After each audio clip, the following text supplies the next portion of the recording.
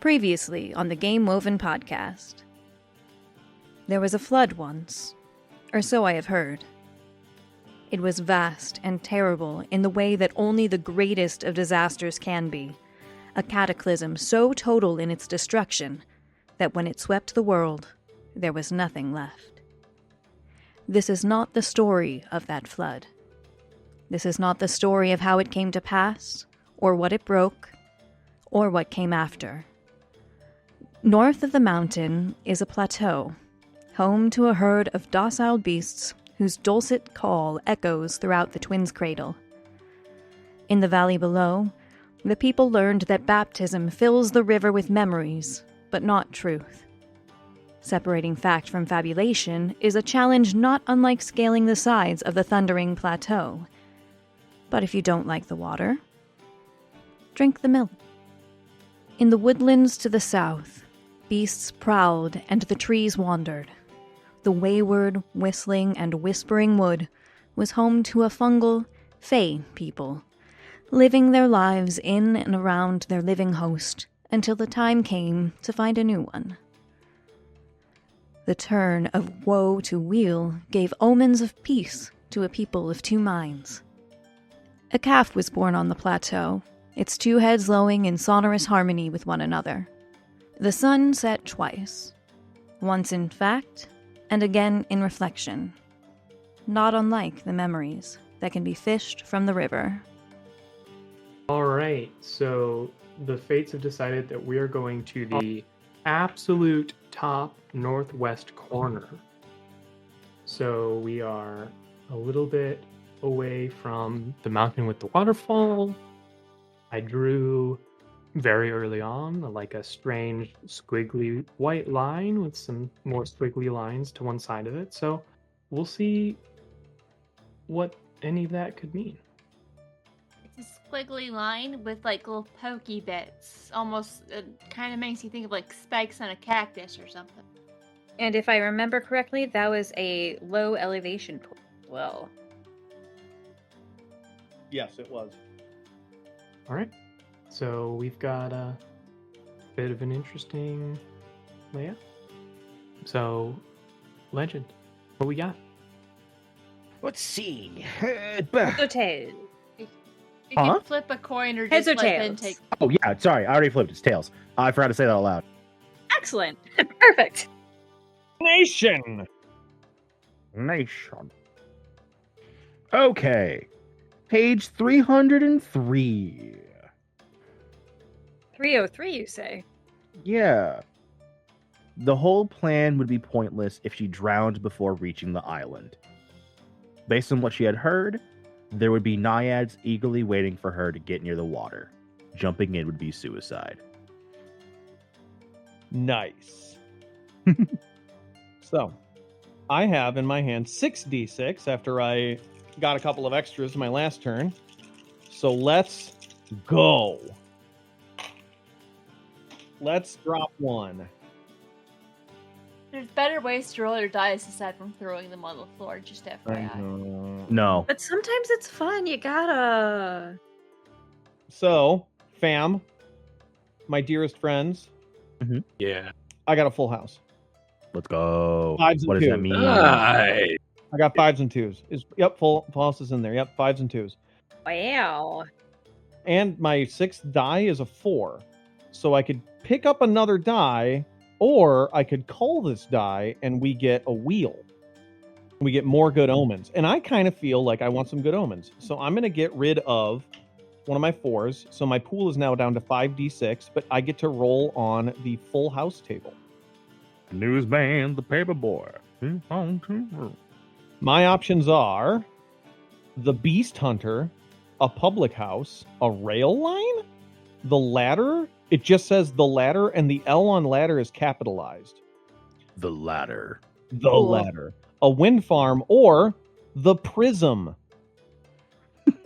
Come on, Not prison. Prism. No, Prism. I need a fucking Prism so bad. You all need to understand how bad I need a Prism right now.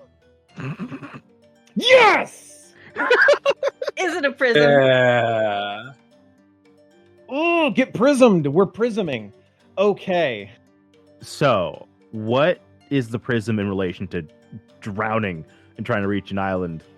Drowning, reaching an island, reaching somewhere. We're trying to get to somewhere. Yeah, perhaps a naiad / mermaid of some variety, if you feel spicy. Well, the naiad and the mermaids represent temptation for seafarers, and like the notion that like you don't go after the mermaids, you drown, right? That's bad. They lure you into the sea. They all lure you into the sea. Don't go chasing manatees.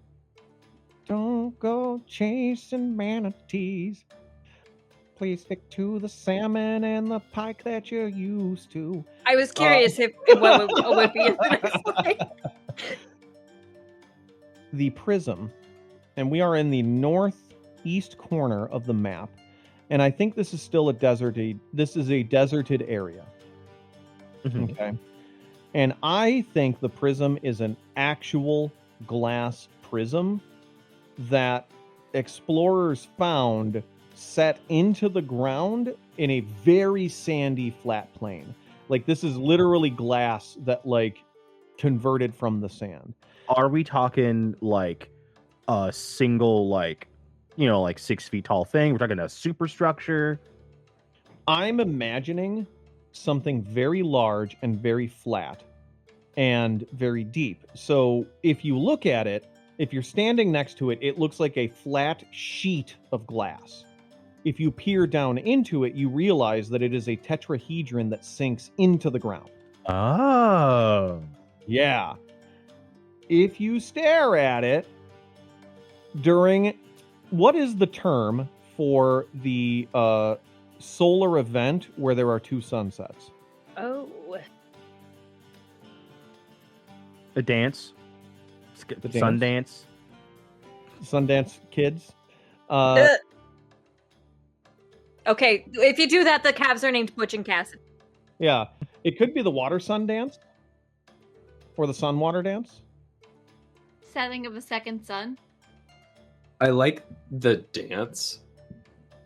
Like the water sun dance is the main like full title. People just refer to it as the dance. Like it's a dance night. Right. Something like the solar impression or A little too clinical. Within you are two sun. We're not doing a Tale of Two Sons. it could be like Twins Light. Twins light? Ooh. Twins light's good. And Let's people do- will call it like a Twins light Eve. Mm-hmm. Yeah. That's pretty whimsical. That's very... Twins dance? I do Twins love dance? whimsy. I love whimsy. And we already have established twins with nature and nation. Yep. Mhm. I'm liking Twins light Eve. It's a Twins light Eve. Mhm. Maybe the event is the twins dance. Like what do people Yeah. do in response? Yeah. Because Um, there's a party. yeah, There's a festival. There's some kind of party, yeah. Which also serves to honor the dead. Yeah. Back to the prism. The prism. On a Twins light Eve, if you venture out into the prism and the refraction from the sun, so the refraction, not the sun itself, but the light from the refraction touches the prism, it will show you a gateway of a place that you didn't know that you wanted to be. So if you are a wanderer, if you long to be somewhere and you go out there, it will show you the place that is most beautiful or most tempting or perhaps makes you feel like you're meant to be there and not here. And if you like, you can leap into the prism. Do you emerge in that place? I do not know. I could not tell you. No one's ever come back. But no one ever comes back. Prism won't let us tell you. Sorry, audience. Yeah, Sorry. we are at the whims of the prism. This is now the Prism Woven podcast. Game Prism. Game prism. So that is the prism.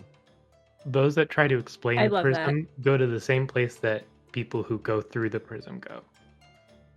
I also love that we have another random glass structure hidden in the middle of a desert. While we're Well, tying together the fish. Glass loves deserts. And it has something to do with travel? Means Transportation? there's a movement? mirror here somewhere. We have more than one brain cell in common. It's just we have most of our brain cells we share in common. They're so- just bouncing back and forth. Once a friend said to me, "You and I have more than one brain cell, but they are allergic to each other." I've used that before. I've stolen that from you, who stole it from your friend. Where do you want to put the prism? A lot of shapes. Yeah, Rob really went nuts with the shapes up there. God damn. What's going on with that staircase there, Rob? What's I going on don't there? know. I don't fucking know. Hey, Rob, True. we love you. Rob is That's just a great living your best question. life. So you Just said living your best life. that it's it looks like a flat plane of glass until you look down into it. Yeah. Do you think they would have at any point excavated it? At this juncture, because I'm still imagining this as sort of a young agrarian society, maybe only a few generations in. Okay. I think that they are likely too afraid of it and potentially too respectful of it, because this is very powerful magic. Because the staircase was making me think of those step pyramids from Mesoamerica style. Yeah. So I was thinking if they had excavated it, it'd be at the top of the pyramid, but we just built a pyramid over it. I mean, over it, or it was on top of a hill and they made the hill a pyramid. Oh. Carved away the hill it was on until it was a step pyramid, which is so unnecessary, but it looks cool, right?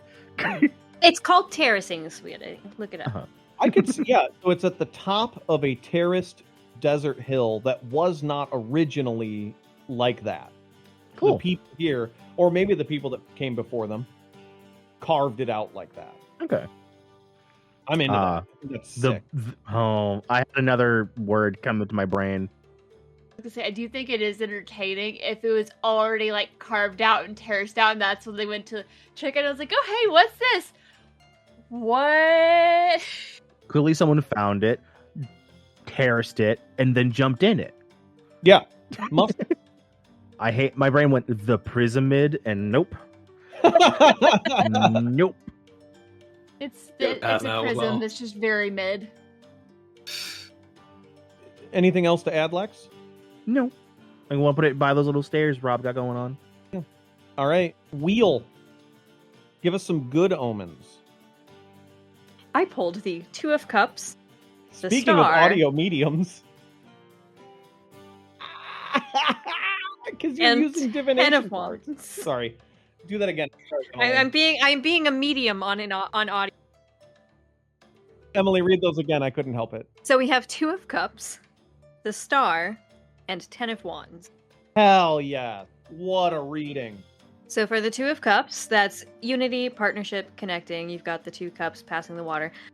A river swells to connect two towns. Hello, rivers. Gee, we've never encountered anything like that before. Wow. Cards understand the assignment. It's Now, true. Have we decided for sure that the river somewhere passing through or by this town is the river, the unnamed river?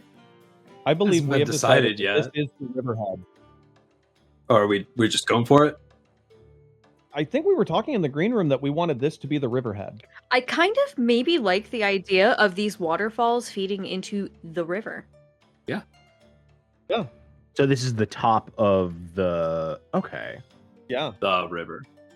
Listeners, if you remember, Zalo. If you remember that thing we recorded 73 episodes ago. Yeah. I thought you were going to say years, but that works too. There is a critically important river that has been a theme throughout the entire history of Game Woven, and yeah, I think this basically clinches it that this is where it starts. It's the original river of the Overton Bridge. Yeah. We got a spot at the beginning, we got a spot at the end, we got a spot in the middle. I love it. Very This has is to have started in outstanding. the middle. This is really solid. And a river swells to connect two towns. This is a a good sign. I don't know if I want to fuck with the timeline, but I don't have to. Okay. Because this is how the river reappears in Zalo. Oh, okay. Because we never established why the water came back. This is the river reconnecting its mouth with its delta. So not necessarily a good omen specifically for these people, but definitely a good omen for everyone else. There's certainly something that they notice that's different with how the water itself is acting. Almost as if it has a mind of its own, or many minds of its own, a memory of where it used to go, of where it used to be, and it's connecting back to its past and what was dead, and just becoming its whole self again. That's great. Next omen. Now, for the star, which is one of my favorite major arcana, hope, rejuvenation, faith. A fountain bleeds starlight. Again, who are you? I love you. Can we... This is great. I love this. I'm glad I chose this one. Of this game, we love you. I'm glad I chose we. So I don't. Maybe it's my new meds, but my brain's popping off. Love that for you.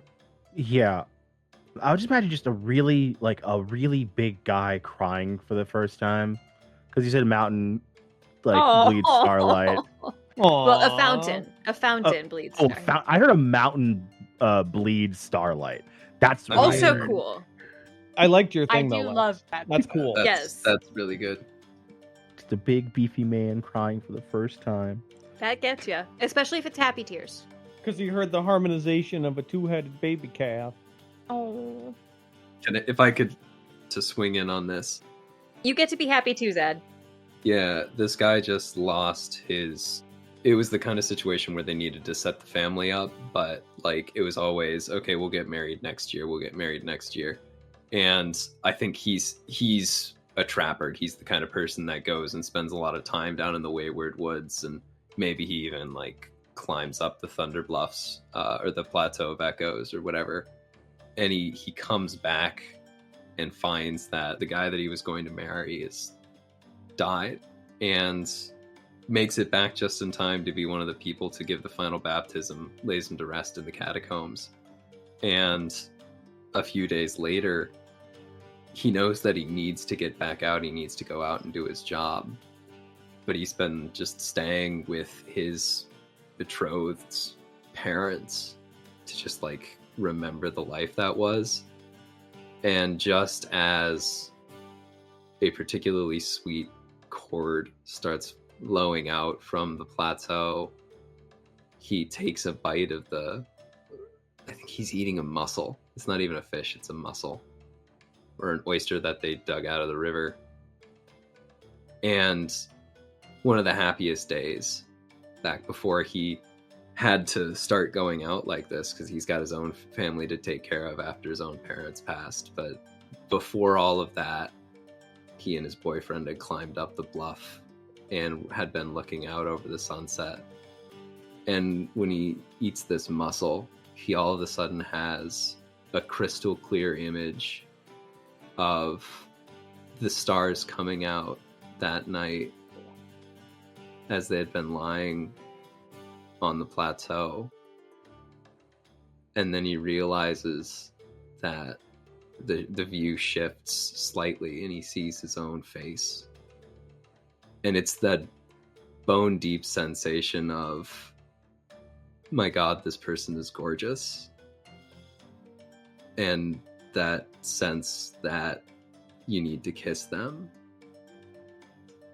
It's a memory that had been eaten by this mussel that he had just washed off of the body of his boyfriend. And just the knowledge that he was so profoundly loved by this person, and the thought of the stars, and that's somebody who has not cried since he was 4, 5 maybe, and begins weeping starlight. I think that feels pretty enclosed. I think that's pretty good. No, that Actually. sucked to a new one. That was beautiful, Zad. The concept of a fountain bleeds starlight can continue through past this. We're not letting go because we don't rip up the cards and burn them. Yeah. Don't do that. All right. All right. How We many have omens one was more that? omen. That was number 2. We have one more, and it's the 10 of Wands. Yes. So, accomplishment, responsibility, burden, the man carrying the bundle of sticks. The 10 cards tend to represent the end of a cycle, the completion book. And the good omen for this is ink burns words into wood. Which automatically I want to mess with the forest. Yeah, for sure. Oh yeah. Do it. We have a forest. Forest haunted by fungal fairies. And because I always like to go with the first thing that pops into my head, because why bother thinking of anything else when that's what we're here for? What if it starts talking to us? To the people? What if it finds a way to communicate? Ink burns words into wood.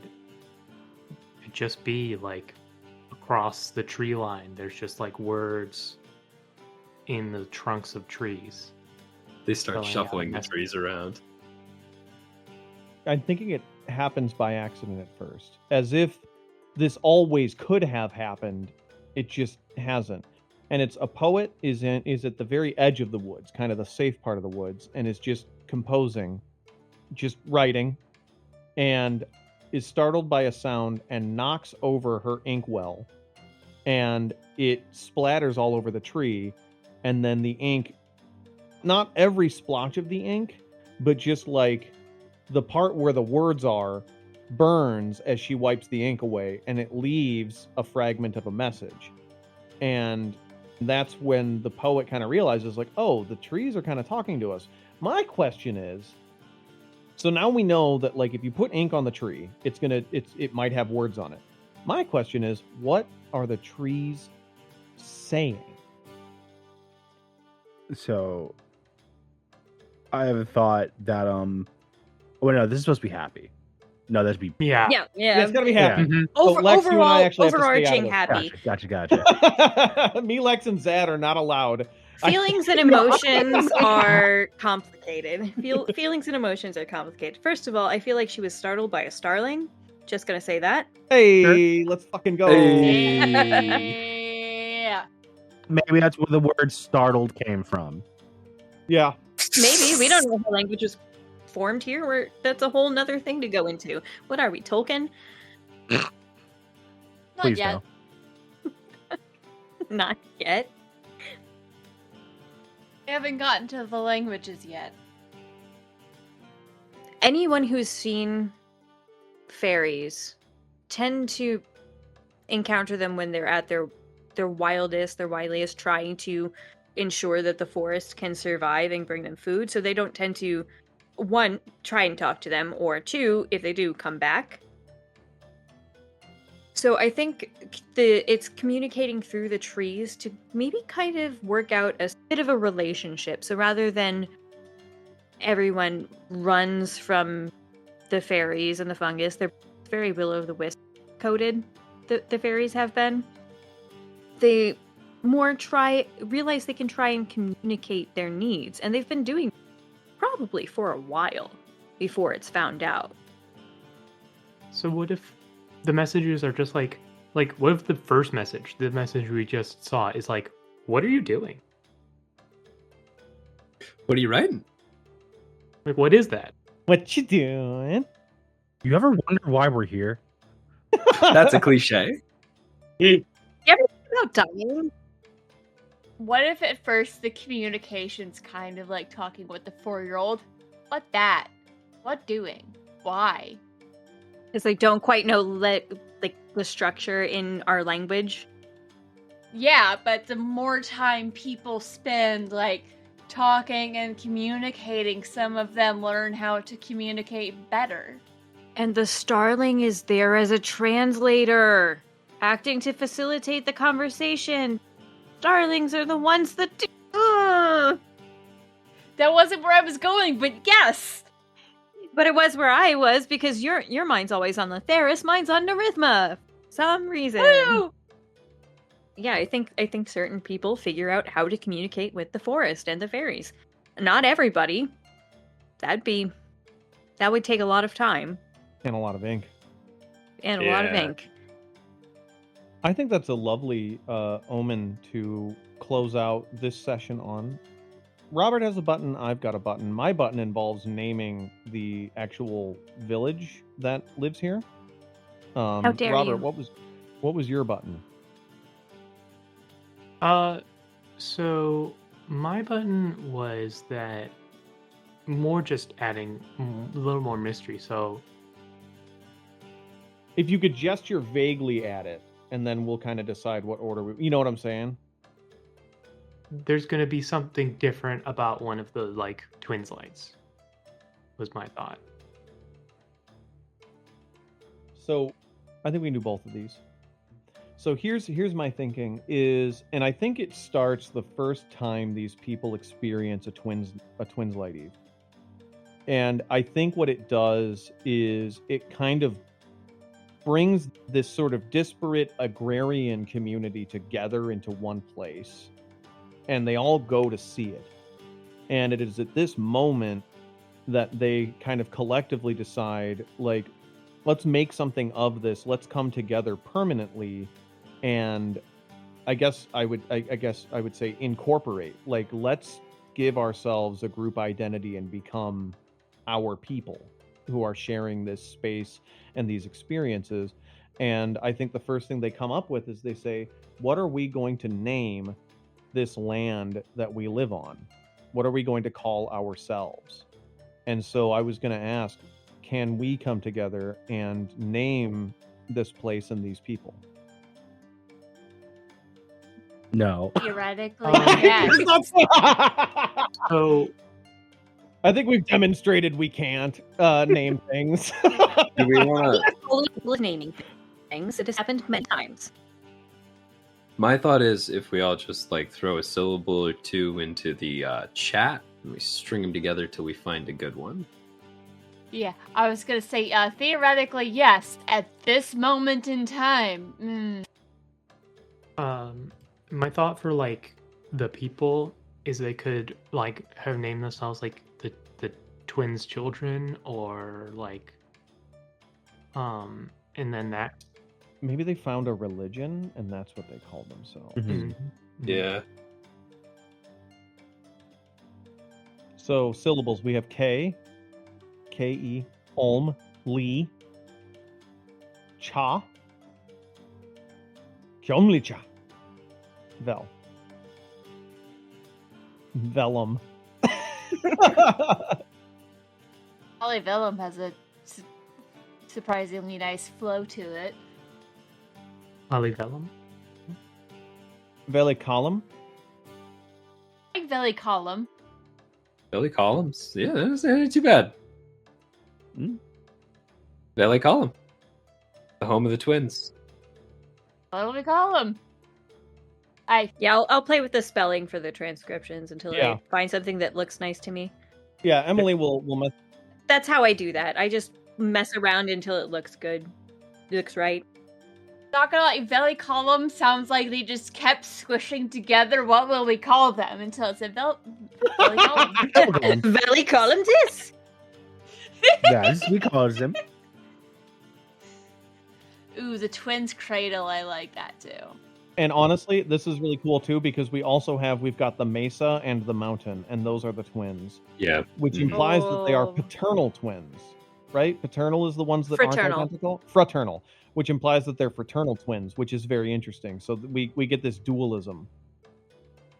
Am I a mesa or a mountain? I don't know. Like the I twins' have a cradle. feeling everyone is either a mesa or a mountain. From the classic show. Pick your new gender, everyone. Mountain. Every friend group got that mesa, that mountain, that prism. And Jeffrey. Hi guys. I'm Jeff. No one likes Jeffrey. Oh, Hey.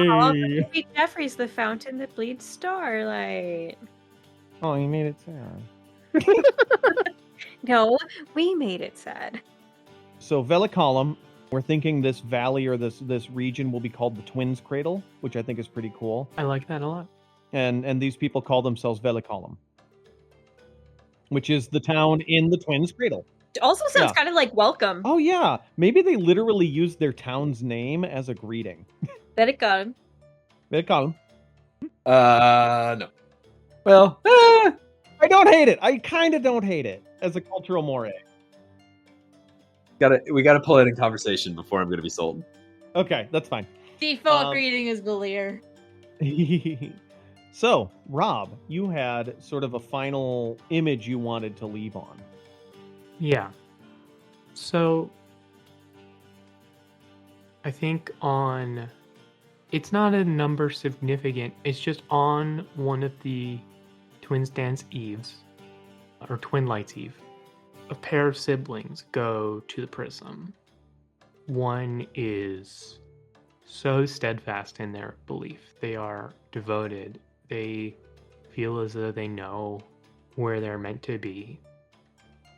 And it's usual to go to the Prism alone, right? The mechanics of it are unknowable and scary. But the second sibling can't let that happen. Just something in them just won't let their sibling do this alone. And as the second sunlight refracts off of the waterfall into the prism, the first sibling sees a place like everyone else, and they let themselves peer deeper and deeper into the prism, where it seems like the light keeps wrapping in and around itself and losing themselves into that light until they're somewhere else. But the other sibling, something we've just learned, is you're not really aware of what is happening to other people when you look at the prism at this time. Because even though they were focused on their sibling, it's in this moment that they realize that they truly don't want to be anywhere else. They want to be where they are, in the Twins Cradle, supporting their sibling. And I think that kind of breaks the prism a little bit. It's not how this is supposed to work. And so the prism, as the other sibling looks into it, becomes like a mirror. And the sunlight, the light bouncing off of the waterfall, all of a sudden looks like a radiant light, unlike anything anyone has seen on the world for a very, very long time. A light not from the sun. And then it's gone. A light not from the sun, but from the love of a single person for the land that they lived in before the flood. The love of someone for a sibling. And that's before the flood, ladies and gentlemen. We'll probably come back to more of this, but that was tantalizing. Thank you. So good. That's great stuff. You have been listening to Game Woven. This week we played Before the Flood, a game of utopic creation for 6 players, written by Nicholas Ambrose and Sylvan Lawrence. We got an early copy of the game, which we very much appreciate. If you like what we're doing, please feel free to leave us a review or go support us on Patreon. We are also proud members of the One Shot Podcast Network, so you should go check out their Patreon too. Today's episode featured Brianna Jean, ttbenjamin, zadkielingreen, robbrolling, Lex Olden, and aswasforetold aka Emily Anderson.